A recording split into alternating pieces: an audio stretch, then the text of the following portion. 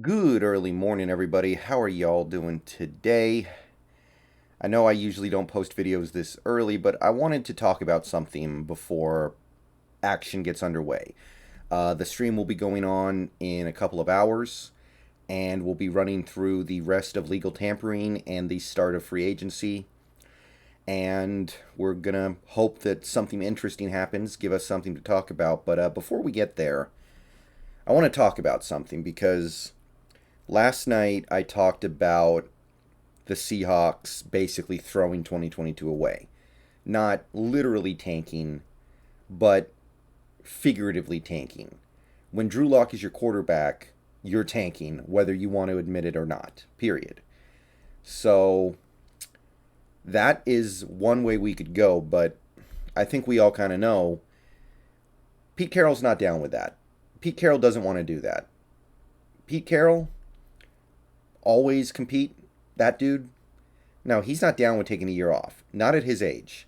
And not in his situation, by the way. Even if it wasn't for his pathological need to try to squeeze every last win he can out of a team, even if it's meaningless, nominally, he probably is looking at this like, well, I just traded Russell Wilson, the best quarterback this franchise has ever had.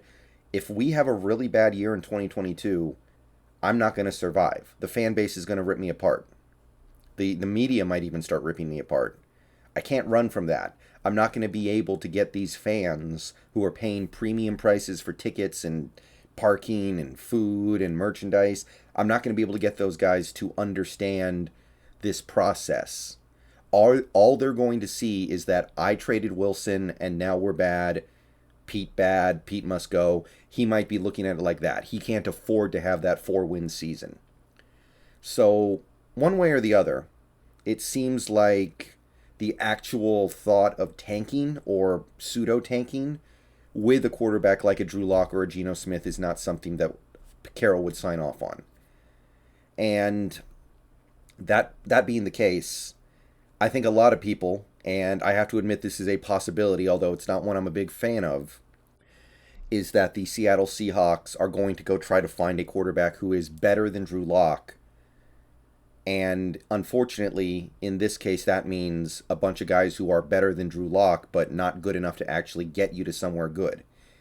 He needs his 7, 8, 9 win season. He needs to win 7 to 9 games to hold the fan base off. That might be what's going through his head. Or he might not be thinking about any of this and he's just like, win, give me wins, I want to win. I really value 6 wins more than 4 wins. To me, those extra 2 wins are so important. Hard to know. But it's possible that's how he's looking at things. So, that being the case, there are 2 possibilities that have been floated, and I want to talk about them. There are 2 guys that people are saying we could get.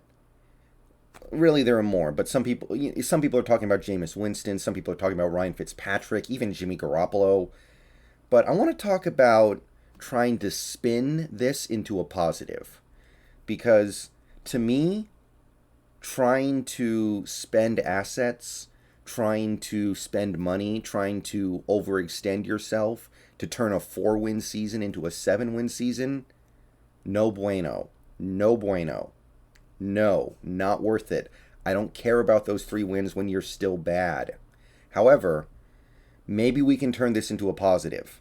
Maybe we can look at this and go, okay, we're in a situation where maybe we can take advantage of somebody.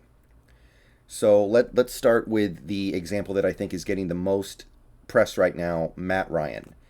So the Atlanta Falcons are supposedly in the market for Deshaun Watson. By the time you watch this video, that situation may have already been resolved. But either way, there's some buzz around the Falcons wanting to move Matt Ryan. So the idea would be this. The Falcons decide they're done with Matt Ryan. They want to trade him. So they call us up and say, hey, we'll pay you to take Matt Ryan, basically.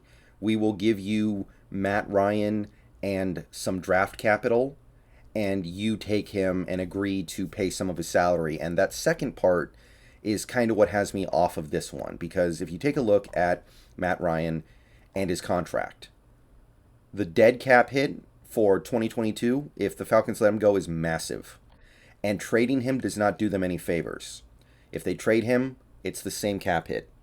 So what I'm trying to say here is that if the Falcons get Watson, or even if they don't get Watson and just want to move Ryan anyway, it doesn't do them any good to just trade him like this. They would need the trading team, the other team, to go, yeah, we'll take Matt Ryan and we'll pay a bunch of his salary. We'll give him a ton of money so you don't have to. And in exchange, the Falcons will then say, okay, we'll give you, I don't know, a second round pick. This is a lot of money we're talking about here. This is a ton of money. This is a huge bailout we're giving the Falcons. You really might be looking at saying, Atlanta, we want your second round pick or an equivalent. And Atlanta might be willing to do that because this contract is bonkers. So this is something that I'm a little wary of, because you would kind of be marrying yourself to Ryan for at least a couple years. I don't want to do that. So the Matt Ryan possibility, I'm not super into it. He would be better than Drew Lock, I think. He would be able to hold down the fort, but he's not really going to be good enough for us to win anything meaningful because he's a dome quarterback. And the fact that you're going to have to take on a huge chunk of this cap hit to where you might be married to him for 2023, I don't like that. I'm not into that. So let's talk about the second possibility that I've seen floated, which, after thinking about it, I actually really like this. Jared Goff. Hear me out. Jared Goff has years of experience with a Shane Waldron type offense. He ran it in LA with the Rams for years. He's competent. He's clearly better than Drew Lock and could probably turn your 4-win season into a 6 or 7-win season. However, if you take a look at this contract, so the reason why the Lions might move Jared Goff is because if they move him soon enough, they don't have to give him this roster bonus. This roster bonus of $15.5 million. So if they trade him in time, they save $16.15 million against the 2022 cap. That's pretty significant. They get out of paying him his base. They get out of paying him his roster bonus. They are only on the hook for $15 million dead because of the restructuring they did with him when they traded for him.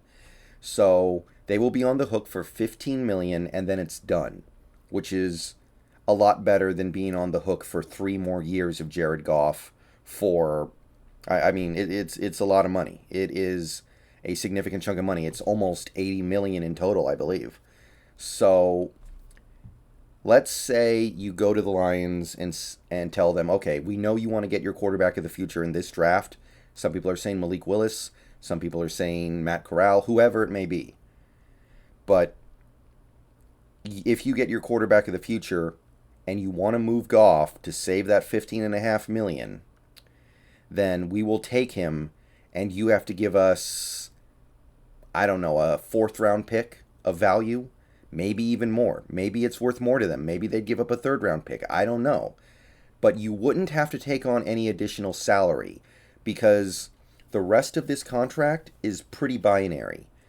The Lions will have to eat $15 million dead, but maybe they're fine with that. It's not like 2022 is going to be some year where they go all in anyway. So you pick up a little bit of draft capital, maybe a 4th-round pick is what I would guess, and then you've got Jared Goff for a year, and then you owe him nothing after 2022.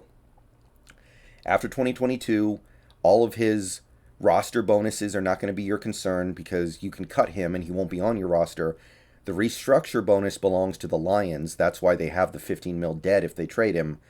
So if I'm understanding this contract correctly, you could get Jared Goff, let him play for a year, and then you move him after 2022, before the 2023 season, and I think you would owe him nothing because the Lions will have inherited that.